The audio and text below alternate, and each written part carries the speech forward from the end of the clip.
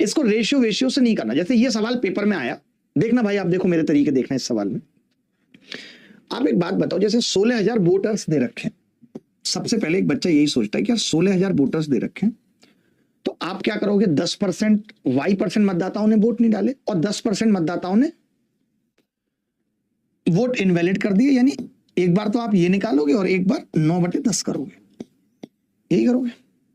एक बार यहां पे भी कुछ आएगा परसेंट, यहां पे भी कुछ 100 में से घट के आएगा और नीचे 100 आएगा, जो भी आएगा, मान लो जितना भी परसेंट है, समझिएगा, एक बात समझिएगा बस। तो मैं ये कह रहा हूं, अगर मैंने ये तीनों काट दिए, ये तीनों मैंने यहां से काट दिए, 10% वोट अवैध थे तो 9 बचे हैं, ठीक है, काट दिए।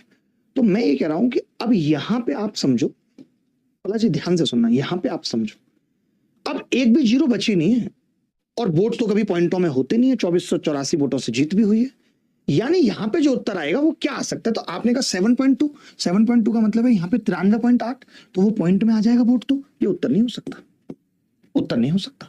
फिर मैंने कहा यार और क्या आ सकता है, 8.4 यानी 91.6 आ सकता है यहां। तो आप बताओ 91.6 से कैसे आएगा, क्योंकि पॉइंट कैसे कंज्यूम होगा, जो ये वोटर्स हैं ये पॉइंटों में आ जाएंगे, और अभी तो मुझे 59.75% भी निकालना है, 300, मर गया, ये नहीं हो सकता, ये भी नहीं हो।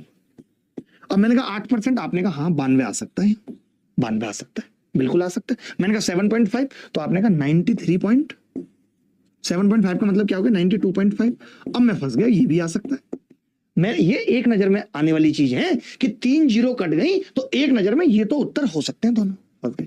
तो मैं ये कह रहा था, इस सवाल को करने का सबसे तरीका अच्छा प्लस भाई ये था, सबसे अच्छा तरीका था, ये सब भूल के मैं इसके फैक्टर कर देता था। ये 12 से कट रही है संख्या, 12 गुणा 12 दूनी 24 और 12 सत्ते 84।